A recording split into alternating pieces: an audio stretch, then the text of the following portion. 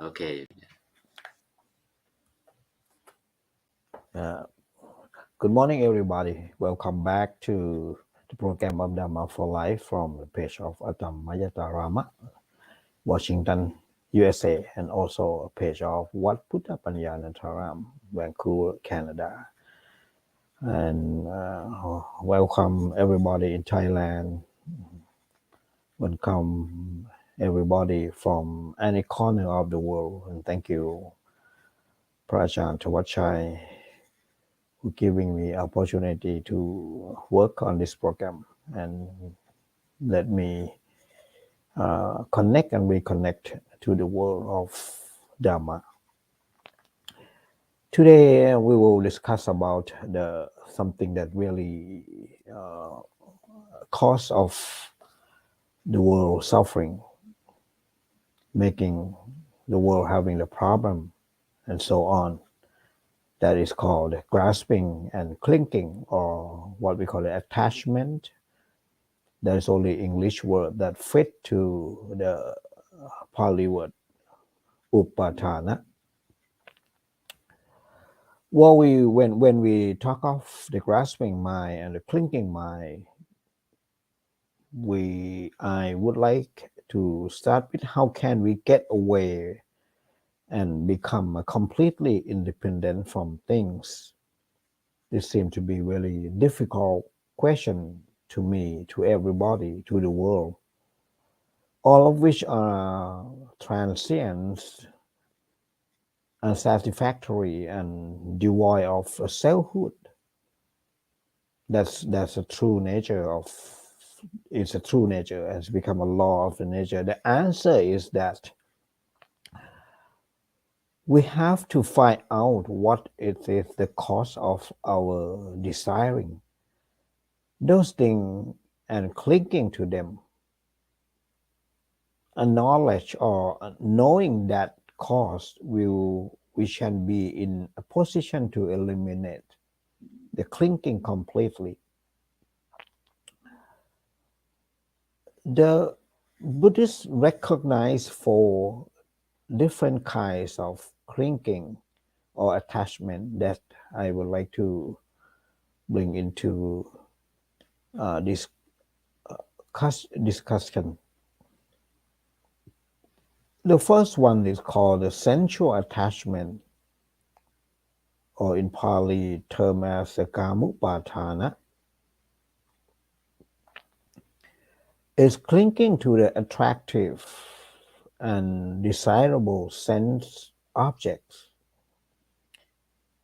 This is the attachment that we naturally develop for things we like and we find a satisfaction. For example, like colors and shape, sound and odors, taste and tactile objects, or even a mental image.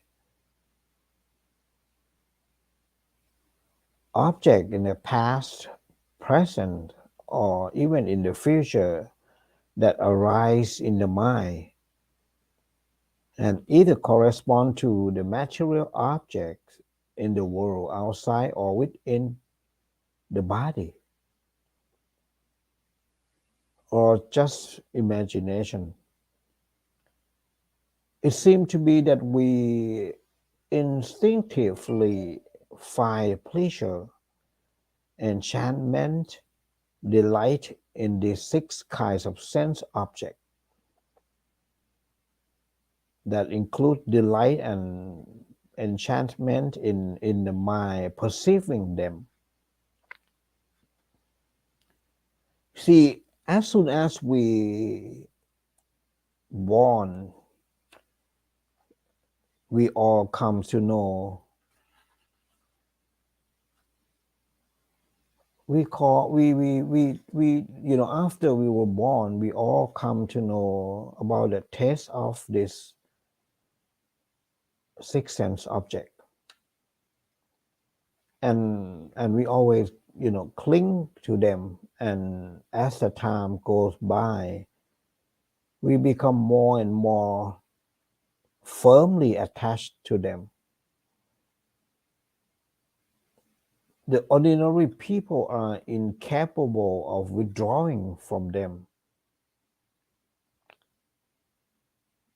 So they present a major problem.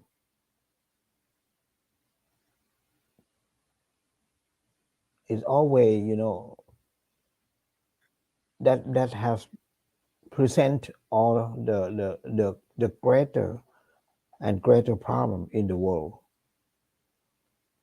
So it is very necessary to have a proper knowledge and understanding of all these sense objects so that we can act appropriately with the respect to them. Otherwise, I think the clinging to them may lead to a really complete and very utter like demolish. When we investigate the case history of any person who have really sunk into the dereliction, we always find that it has come about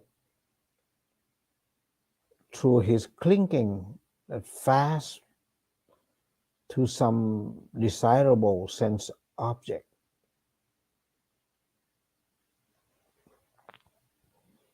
Which actually every single thing a human being has its origin in the sensuality.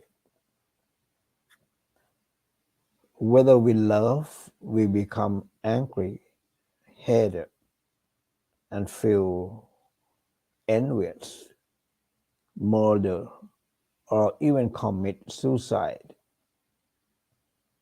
The ultimate cause must be some sense object that I really investigate and I really suspect. If we keep on investigating what it says that drive the human being to work energetically or to do anything at all for that matter, we find always that it is desirable to get things of one kind or another. So people strive, study, and earn what money they can do, and then go off to search of the pleasure in the form of color, shape, sound, odor, taste, which is what keep them going. Even the merit making in order to go to the heaven, had its origins simply in a wish based on sensuality. So taken together on the trouble that and the chaos in the world has its origin in the sensuality. That's so true.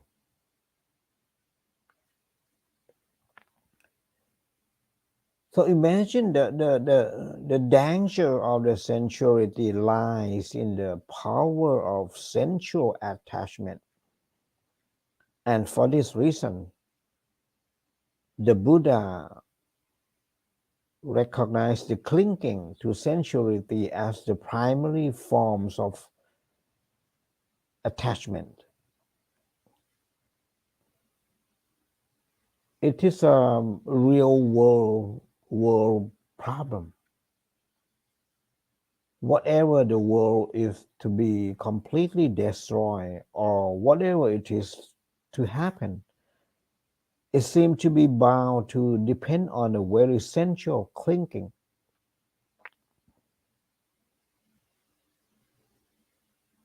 It behave us to examine ourselves to find out in what way we are attached to sensuality and how firmly, and whether it is not perhaps within our power to give it up.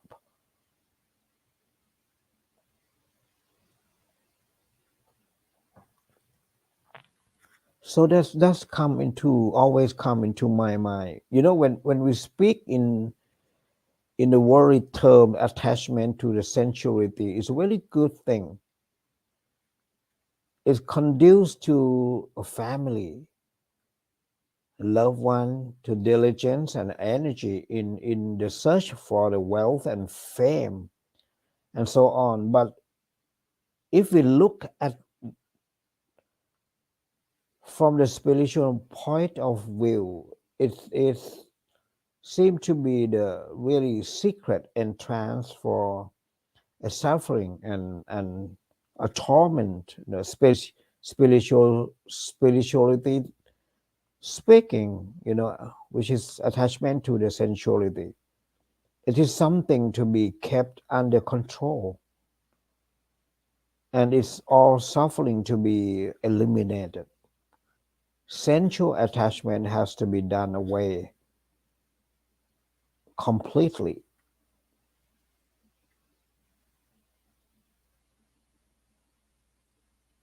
So this is what I feel, and I always investigate through my meditation, and I've every time when we consider the attachment, the upadana, it's always there, and the sensuality attachment is always grow up to be another level of attachment. The second attachment is the attachment to the opinions,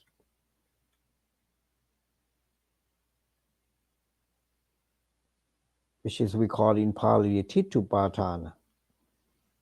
The clinging to the views, clinging to the opinions, which is very easy to be detected and easy to identify once we do a little introspection. Ever since we were born into this world, we have been receiving the instruction and a training which has given rise to the idea and opinion, right? So in speaking here of the the opinion, what we have in the mind is the kind of idea one hang on to and sometimes refuse to let go of. To cling to the one's own idea or opinion is really quite natural, and it is not normally condemned or disapproved of, but it is no less grave to a danger than attachment to attractive and desirable object. It can happen that really preconceived ideas and opinion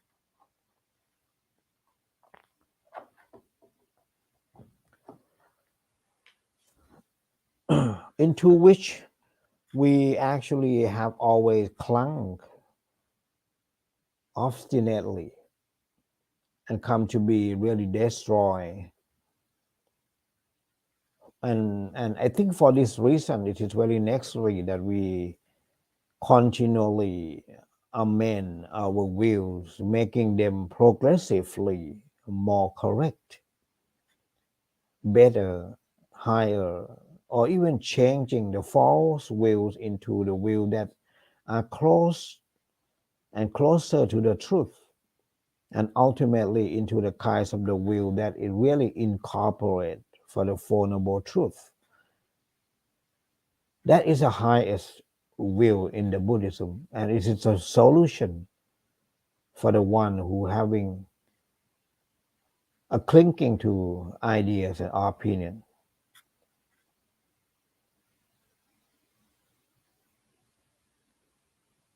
The obstinate and stubborn opinion have the very various origin, but in the main they are bound up with the custom, tradition, ceremonies, and the religion's doctrine even.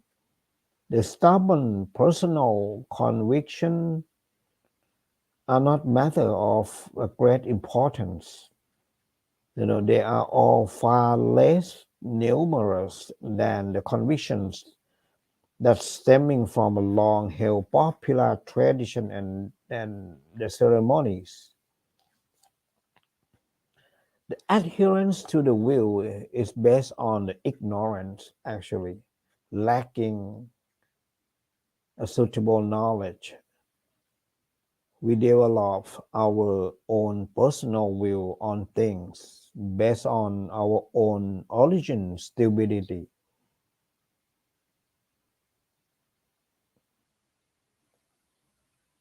For example, we are convinced that things are desirable and worth clinging, that they are really endure, are really worthwhile, and are self, instead of perceiving that they are just a delusion and deception, a transient,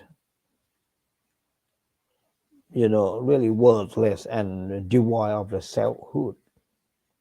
Because we don't know that.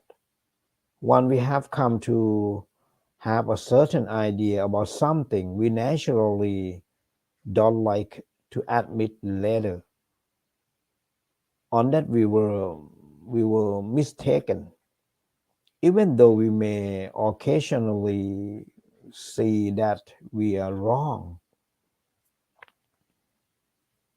We simply refuse to admit, So obstinacy of this sort is to be really considered as a major obstacle to progress, rendering us incapable of changing for the better, incapable of modifying a false religious conviction and other long-standing belief.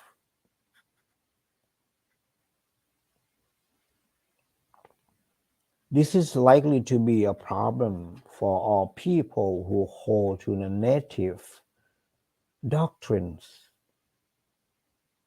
even though they may later come to see them as a native. They refuse to change on the ground that their parents, their grandparents, and ancestors that used to all held those same view.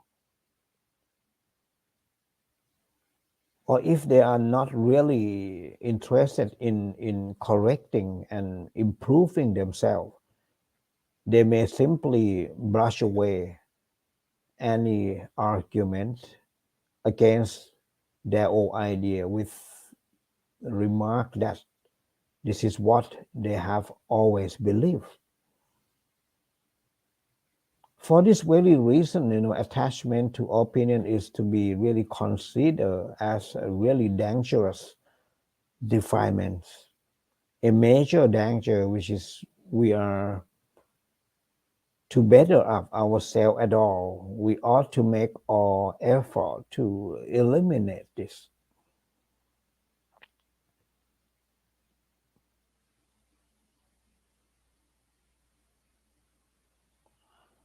The next one, or the third one, is attachment to the rite and the ritual.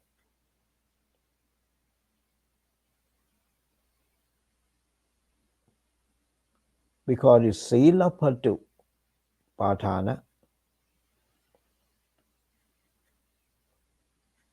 This refer to clinging to the meaningless traditional practice that have been thoughtlessly handed down, practice which people choose to regard as a sacred and not to be shamed under any circumstance. Remember, when I was in Thailand, there is so many knowledge of this sort of thing that in other places, especially in India, there were belief involving amulets, magical anti-craft, artifact, and all manner of secret procedure that exist. For instance, the belief that on rising from the sleep, one must pronounce a mystical formula over the water and then wash one face into it. And that before relieving nature, one must turn and face this and that point of the compass. And that is before our, part takes off the food or goes to the sleep. There have to be other ritual. That is very funny, and it has meaningless.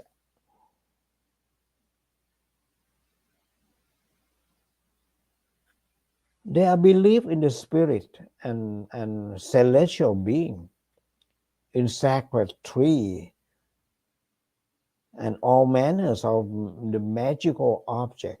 Like in Thailand, they used to scratch, the bark of the tree in searching for some a thought number so that they can bring that number to bet in the lottery buying. That is very funny, and it's lack of knowledge, lack of the truth, and people just attach to it, feeling that beside that they can win the lottery, or maybe just for a sake of fun. But it is very bad attachment, to something that has no reason. That is not a Buddhism. It's a darkness.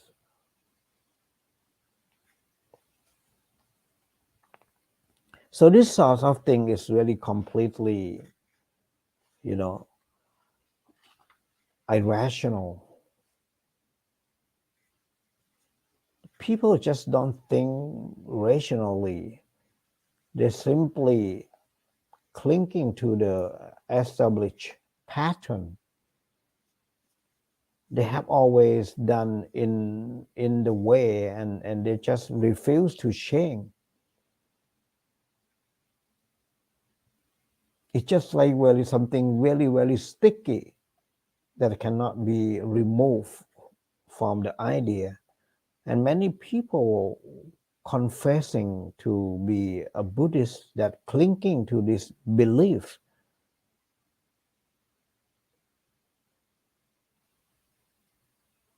So it have a really defect in both way. And this is even includes some who call themselves a bhikkhu,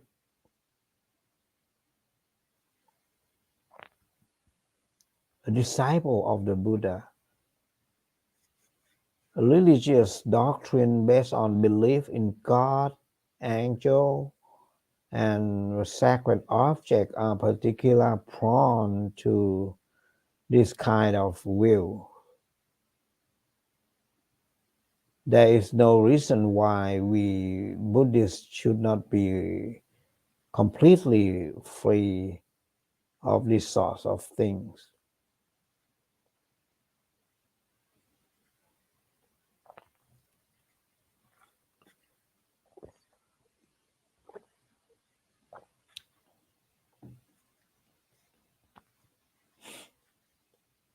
The reason that we have to be free from such a views is that if we practice any aspect of the Dhamma that unaware of its original bound to be really, you know, I mean, if we in the aspect of the Dhamma that unaware of the original purpose, unconscious of the rationale of it, the result is bound to be the foolish, native assumption that it is something magical. So we have find people taking upon themselves the moral precept or practicing a Dhamma purely and simply to conform with the accepted pattern. This is traditional ceremony, just to follow the example that has been handed down. You see how stupid they are? Just to follow the example. They know nothing of the rationale of this thing, doing them just out of force or of a habit. Such a firmly established clinging is very hard to be corrected.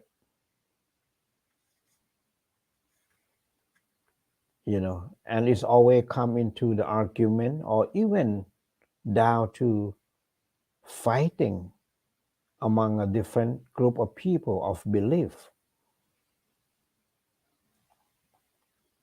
This is what is meant by a thoughtless attachment to the traditional practice.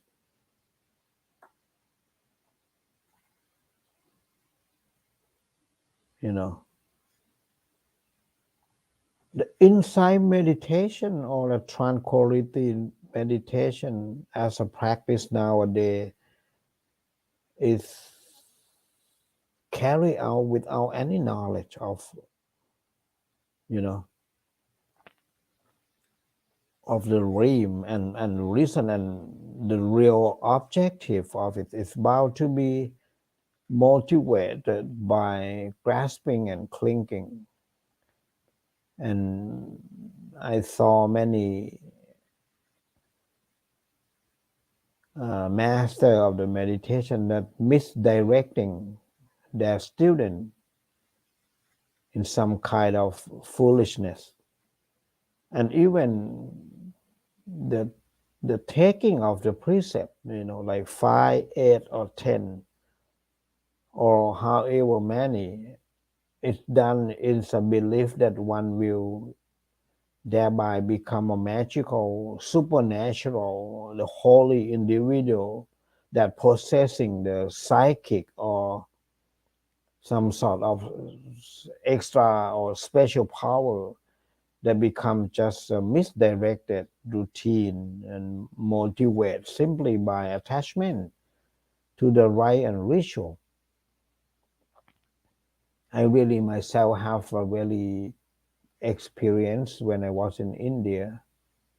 There are many they call it ashram that run by a Brahmin, and they just misdirecting the student to sort of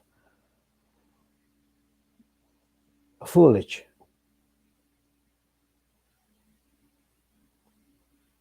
I used to be involved, honestly, but when I realized that that is very thoughtless, then I just drawn myself from that ashram, and I spent there for like a month.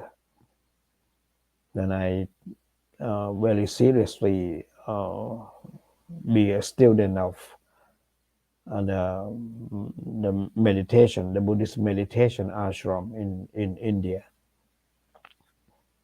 So it is very necessary that we have to be cautious about the Buddhist practice that must have a real solid foundation in the thought and purely understanding and try to destroy such a defilement. Otherwise, it will be just for the foolishness. It will be misdirected, irrational, and just the wasting of the time.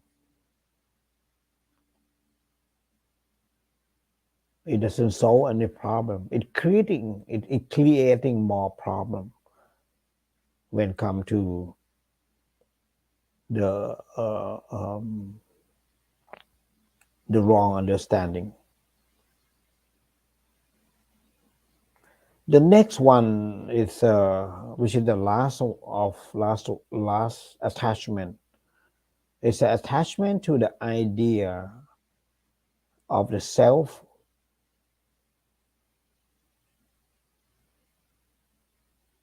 We call it atawa upadana.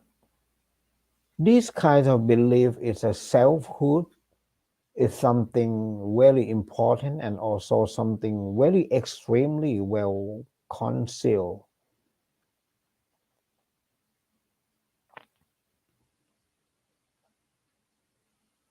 Any living creature is always bound to have a wrong idea of me or mine.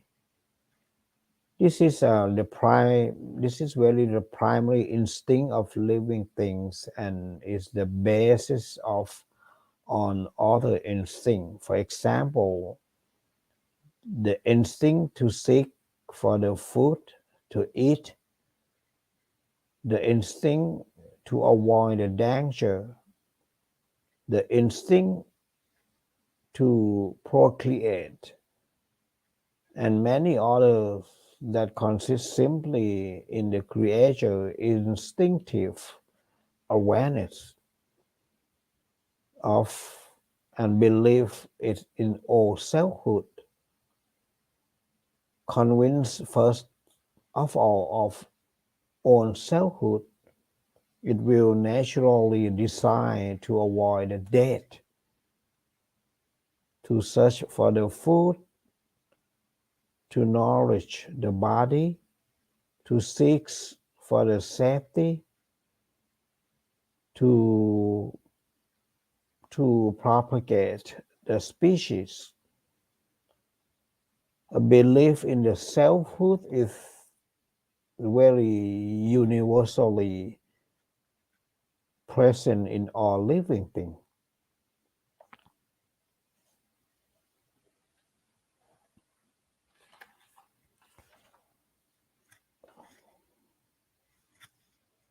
If it were not so, they could not continue to survive. At the same time, it is what caused the suffering in the searching for the food and shelter, even in the propagating of the species of any activity that whatsoever. This is one reason why the Buddha thought that attachment to self idea is the root cause of all suffering. A sankhara. And the Buddha used to sum it up very briefly by saying, things, if clung to, are suffering or are a source of the suffering. That's what the Buddha sum up. So this attachment is a source and the basis of life. At the same time, it is a source and the basis of the suffering in all forms. Whether you are a human being, you are a deva, you are a Brahmin, if you are having a clinging to self, to the idea of self or have to be suffer. It was this very fact that the Buddha was referring to when he said that life is suffering. Suffering is life. This means the body and the mind, or the five aggregates which are clung to the suffering. Panchupatana kanta tukha. That is the well-known speech of the Buddha when we recite in the morning chanting or the evening chanting. A knowledge of the source and the basis of life and of the suffering is to be considered the most profound and the most penetrating knowledge of the Buddha, since it puts us in the position to eliminate the suffering completely, having a freedom, when you are not attached to the idea of self. It seems to be all self is disappear. When the idea of self disappear, it seems to be no problem. The problem is completely solved. Everything was done. So this piece of knowledge can be claimed to be really unique to the Buddhism. And this is the one that come into the Ovatapatimokkha, that the purification of the mind. That's what it means, removing the idea of self.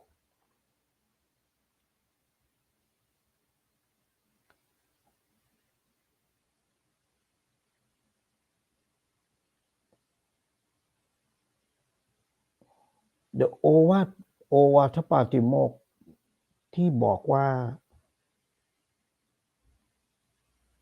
งดทำบาป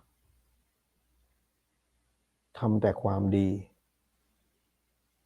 และทำจิตใจให้ผ่องแผ้วหรือบริสุทธิ์ข้อสุดท้ายเนี่ยแหละครับคือการทำลายไอเดียของเซลล์ไอเดียของอัตตานี่คือสิ่งที่ศาสนาอื่นไม่ได้สอนแต่พุทธศาสนาสอนแล้วก็เป็นหัวใจของคำสอนในพุทธศาสนาคือทำจิตให้ผ่องแผ้วให้บริสุทธิ์ก็คือจิตที่ปราศจากอัตตานั่นเองปราศจากความคิดว่ามีตัวมีตนคือการทำลายเสียซึ่งอัตวานุปาทานนั่นเองนั่นคือทำให้จิตใจนั้นบริสุทธิ์จากการที่ยึดมั่นถือมั่นว่ามีตัวมีตนยึดมั่นว่านี่ของตนนั่นของตน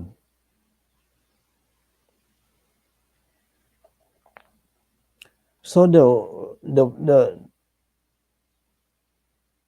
and this is ทำด้วยคำสอนข้อสุดท้ายในโอวาทปาติโมกข์นี่แหละทำให้พุทธศาสนาเนี่ยเป็นศาสนาที่แตกต่างจากที่มีคำสอนแตกต่างจากศาสนาอื่นก็คือเราต้องการ remove idea of self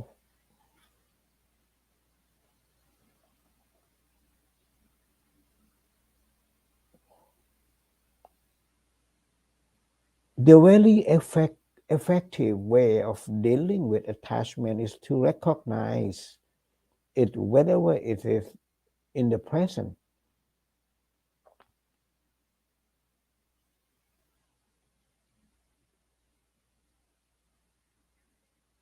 It's really applied the most particular to attachment to the idea of selfhood, which is a very basis of life.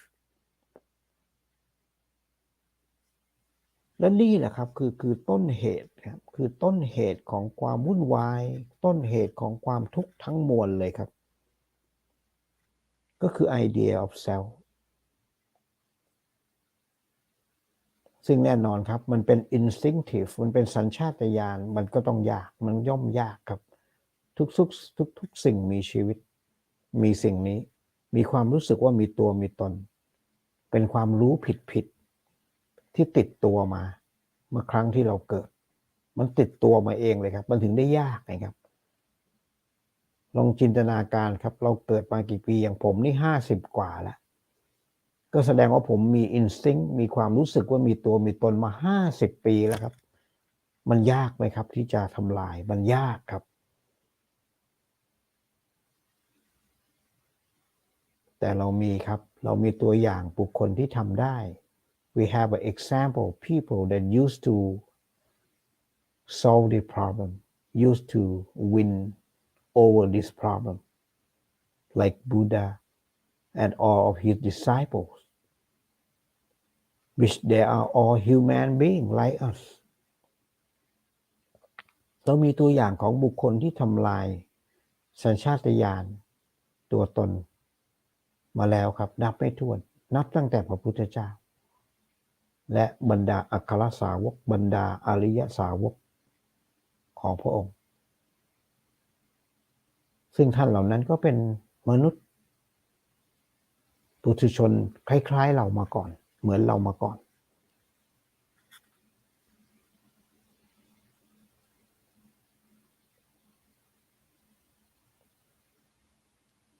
So it is something that come into the existence of its own accord, establishing itself without our needing to be taught it. It is really, it is in the present as instinct. Sometimes that we see the children and the small offspring of the animal right from birth. They have all instinct. Baby animals such as the kitten know how to assume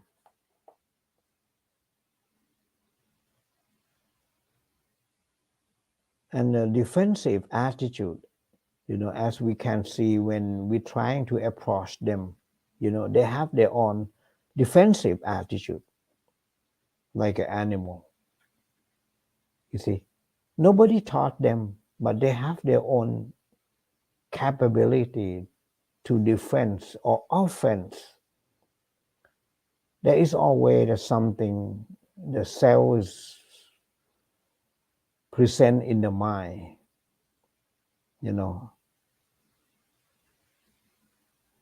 and when it is present in the mind, it's really having a consequentially further attachment that can be really manifest. The only thing to do is to lean it as much as possible until such a time as one is well advanced in the spiritual knowledge.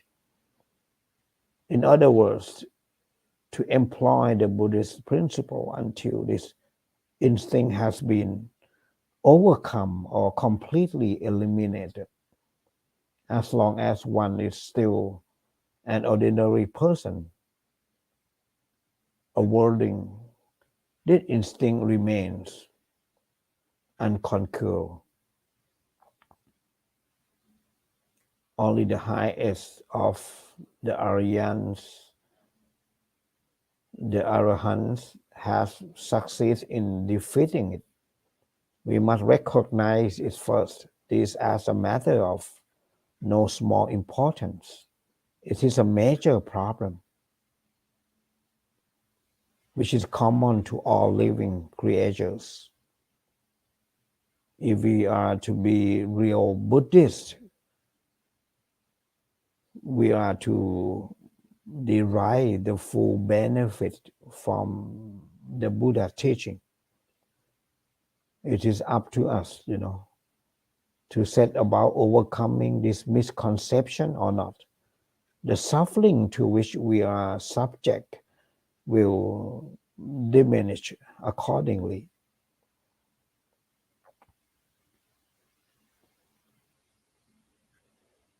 To know the truth about these things which are an everyday concern to us is to be regarded as one of the greatest boon, what is called boon, one of the greatest skill. To give some thought to this matter of the four attachment, bearing in the mind that nothing is whether worthy to cling,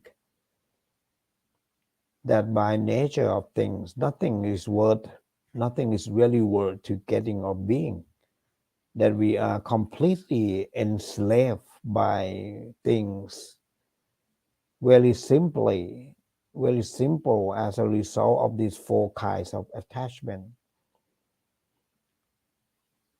So it rests with us to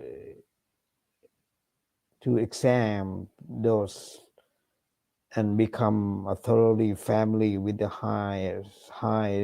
highly dangerous and toxic nature of things. Their harmful nature is not immediately evident, as in the case with a blazing fire, weapons, or poison. They are well discussed, as a really sweet taste, fragrant, beautiful things. The melodious things that coming in this form, they are bound to be very difficult to recognize and deal with it. Consequently, we have to make use of this knowledge the Buddha has equipped us. We have to control this unskillful grasping and really subdue it by the power of insight. By doing this, we shall be in a position to organize our life in such a way that it become free from the suffering, free from even the smallest trace of the suffering.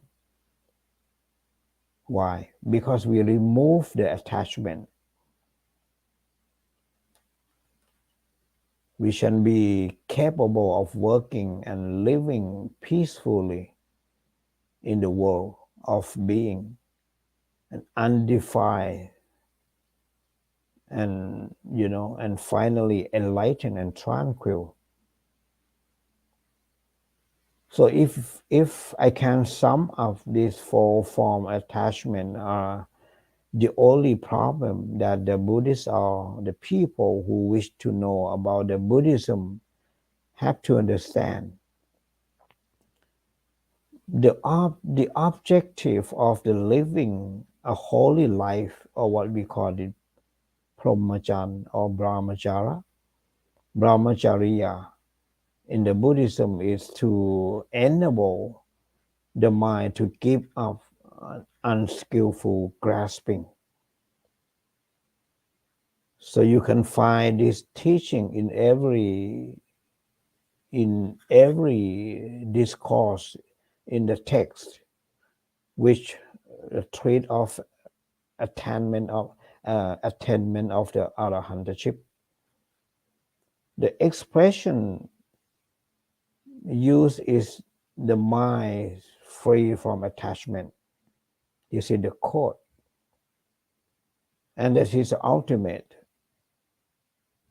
When the mind is free from attachment, there is nothing to be by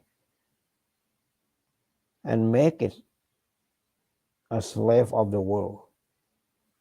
There is nothing to keep in spinning on the cycle of rebirth and death.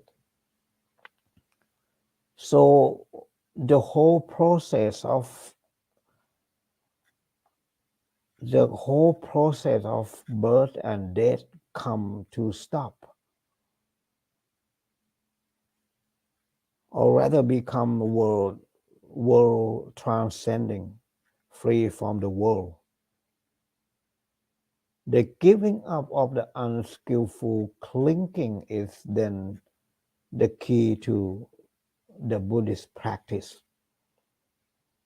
What we do in the concentration meditation, what we do in the insight meditation is all destroying, removing the idea of self, or removing the attachment.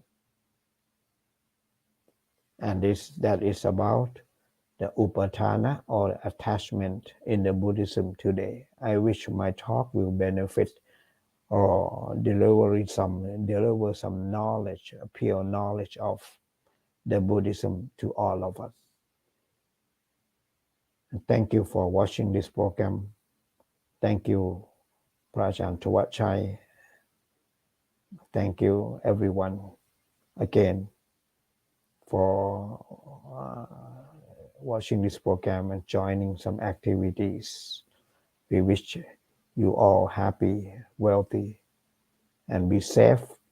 We will come back to see you again next Saturday morning. Thank you and goodbye.